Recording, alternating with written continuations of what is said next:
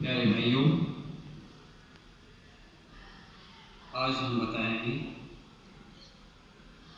मातृ देवो भव, यानी माता देवता होती है। वेदों में कहा गया है कि माता का ऋण व्यक्ति 100 जन्मों तक नहीं चुका सकता। एक बार एक राजा हुए हैं जिनका नाम टोडरमल था। तो उन्होंने एक सभा बुलाई और उसमें घोषणा की कि मैं किसी का ऋणी रहना नहीं चाहता। जिस कारण हो मेरे ऊपर, तो मैं उस ऋण को चुकाने के लिए तैयार हूं। तो एक विद्वान व्यक्ति ने कहा कि तुम माता का ऋण नहीं चुका सकते। तो उन्होंने, यानी राजा टोडरमल ने सोचा कि मैं जब तक माता का ऋण नहीं चुका दूंगा तब तक चैन नहीं लूंगा। वो माता के पास गए और अपनी माताजी से कहा, माताजी, मैं आपका ऋण चुकाना चाहता हूँ। तो माताजी ने कहा, रहने दो पुत्र, कि नहीं माता, आप बताएं कि मैं आपका ऋण कैसे चुका सकता हूँ। यदि आप चाहें तो तराजू के एक पलड़े में आप बैठ जाएं और दूसरे पलड़े में आपके भार के बराबर सोने चांदी हीरे जवाहरात दे दूंगा। तो माता ने कहा, पुत्र, मैं हीरे जवाहरात सोने चांदी का क्या करूंगी? तो फिर माँ, मुझे बताओ कि मैं आपका ऋण कैसे चुकाऊंगा। कि रहने दो पुत्र, तुम मेरा ऋण नहीं चुका पाओगे। कि नहीं माँ, मैंने प्रण किया है कि मैं आपका ऋण चुकाऊंगा। कि पुत्र रहने दो। कि नहीं माँ। माता को पता चल गया कि पुत्र को अभिमान हो गया है। तो माता ने कहा, ठीक है पुत्र, तुम यदि मेरा ऋण चुकाना ही चाहते हो तो आज एक काम करना होगा। टोडरमल ने कहा, क्या करना है माता मुझे? कि आज तुमको मेरे पास सोना होगा। तो पुत्र ने कहा, ठीक है।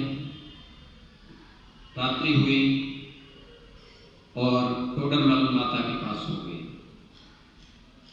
1 घंटे की रात बीती। माता ने कहा, पुत्र, मुझे प्यास लगी है, पानी पिला दो। टोडरमल ने नौकर को आदेश दिया। माता बोली, नहीं पुत्र, तुम्हें स्वयं अपने हाथों से पानी पिलाना है। तो पुत्र गया और एक गिलास में पानी ले आया, माता को दे दिया। माता ने मुंह तक ले गई पानी के गिलास को और हाथ को कपकपाते हुए नीचे गिरा दिया। बिस्तर पर पानी गिर गया, बिस्तर भीग गया। टोडरमल कहते हैं, माँ, ये तुमने क्या किया? कोई बात नहीं पुत्र, मेरा हाथ कांप गया था। कि चलो रहने को दूसरा बिस्तर लग जाएगा। दूसरा बिस्तर जो है बिछा दिया गया। फिर 1 घंटे की रात बीती। फिर माँ ने कहा, पुत्र, मुझे प्यास लगी है। फिर टोडरमल गए और एक गिलास पानी लाके माता को दे दिया। फिर माता ने थोड़ा पिया और हाथ को हिलाते हुए फिर बिस्तर पर फैला दिया। बिस्तर भीग गया। टोडरमल ने कहा, माता, ये तुमने क्या किया? बिस्तर भीग गया, चलो दूसरा बिस्तर बिछा दिया जाएगा, कोई बात नहीं। तो फिर बिस्तर बिछा दिया। फिर 1 घंटे की रात बीती। फिर माता ने कहा, पुत्र, मुझे बहुत तेज प्यास लगी है।